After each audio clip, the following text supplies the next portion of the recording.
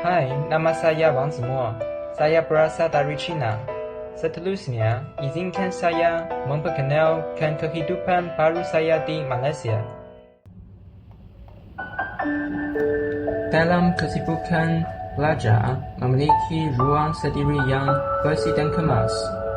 Sememangnya boleh mengubah suasana hati. Menjaga kebersihan asrama bukan sahaja untuk dilihat selesa, malah lebih penting untuk kesehatan dan keadaan diri kita yang baik. Menyapu lantai perlu dari dalam keluar, bermula dari sudut. Ingat untuk alihkan kerusi, dan sapu bersih sudut tersembunyi di bawah meja. Mengelap lantai juga bermula dari sudut paling dalam. Secara perlahan-lahan berwendur ke arah pintu, barulah tidak mengotori kawan yang baru saja di kelab.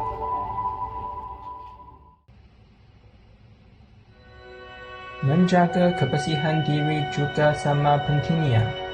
Asas kepada semua ini adalah belajar mencuci pakaian sendiri dengan bersih. Langkah 1. Samakan sebelum mencuci.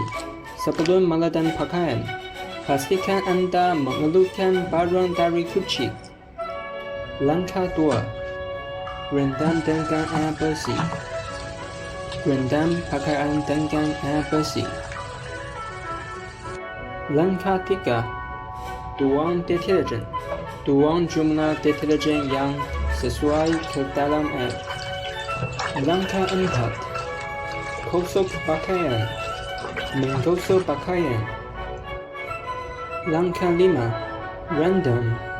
Biarkan direndam selama 10 menit. Langkah 6. Bilas. Buang air buih dan bilas pakaian dengan air bersih. Akhirnya, jemur. Perah pakaian, kipaskan dan jemur. Hujan telah turun beberapa hari berturut-turut, udara terasa begitu lembab.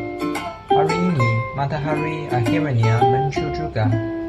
Dalam cuaca baik macam ini, pekerjaan pertama yang perlu dibuat ialah segera bawa keluar selimut untuk dijam. Sebelum menjamur selimut, ada satu langkah yang tak boleh dilangkah. Palang atau pengikut untuk menjemur itu kena dilap bersih dengan teliti terlebih dahulu. Bila pengikut tak bersih, barulah selimut boleh digantung. Ingat untuk hamparkan selimut sebaiknya dan tarik supaya rata. Biar setiap bahagian dapat matahari dengan sekata. Tak 2 jam berlalu, masa untuk menggunting selimut. Selimut kini dipilih dengan berwarna cahaya matahari. Baru ini saya sedar, kampus ini masih ada tempat-tempat menarik seperti ini. Selepas kelas terakhir, tiba-tiba saya berasa ingin pergi melihat pondok kecil di atas bukit itu. Untuk ke sana, perlu melalui satu danai kecil. Di tepi danai, rama-rama berwarna kuning dan hitam sedang terbang mengelilingi semak belubangan. Tengok, itulah pondok kecil yang berwarna merah dan berbucu rincin itu, sangat meliana di antara pokok-pokok hijau. Sudah tentu, jika Anda ingin pergi, pastikan buat langkah pencegahan serangga lebih awal. Jika tidak, Anda akan jadi seperti saya.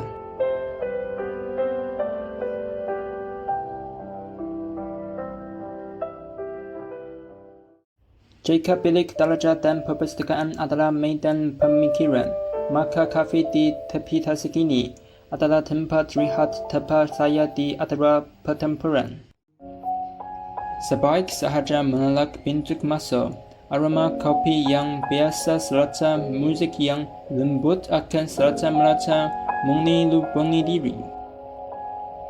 Hari ini memerlukan sedikit keselesaan yang hangat. Lalu saya memesan satu cawan latte panas dan sepotong kek krem yang dihiasi dengan strawberry miracera. Mencicip adalah pengalaman yang lebih mendalam.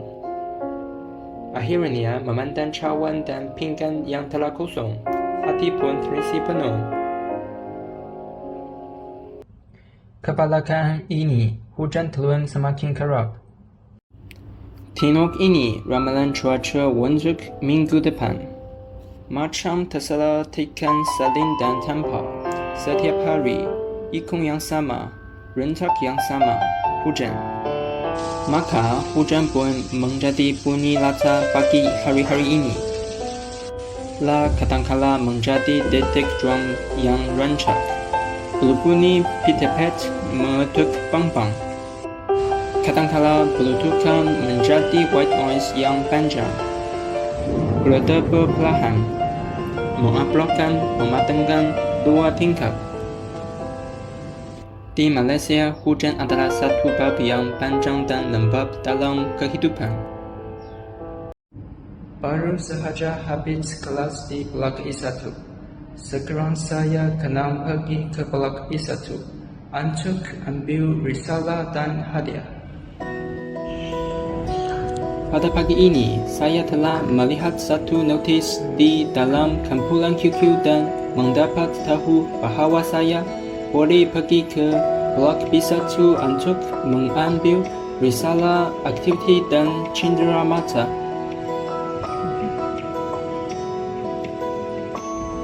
Apa yang menunjukkan dalam perjalanan ke sana, saya telah terserapak dengan sekumpulan itik yang sudah lama tidak kelihatan.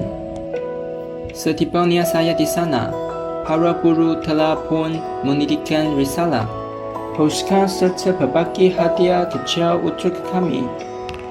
Semuanya terletak kemas di atas meja. Persiapan ini sangat teratur dan mengambil berat. Kini saya berasa sangat teruja dan tidak sabar untuk menghadiri taklimat yang akan datang. Universiti Xiamen Malaysia memiliki pemandangan yang indah. Tingkap bilik saya bagaikan sebuah bingkai gambar semula jadi. Setiap hari menaikkan pemandangan yang berbeza. Lukisan waktu siang, cerah dan penuh bertenaga. Cahaya matahari mencerahkan diri tanpa berkira.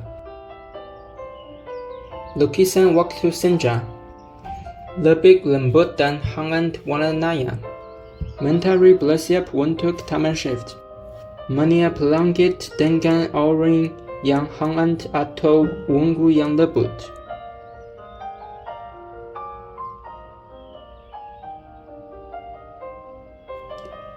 Tingkap ini adalah dialog paling sunyi antara saya dengan kampus ini.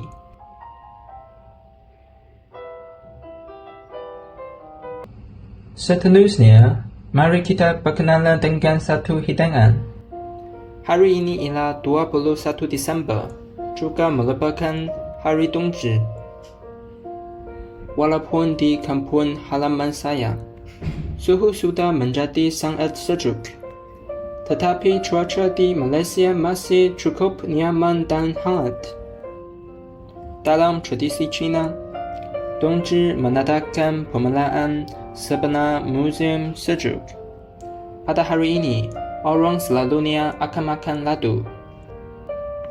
Lihat, ini adalah panggang yang paling klasik. Dan juga gyoza yang rangkup keemasan.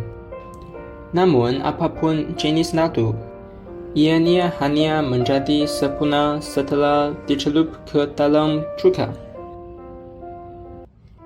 Walaupun hari Christmas belum tiba secara rasmi, tetapi sihir perayaan ini sudah lebih awal menyinari kampus kami.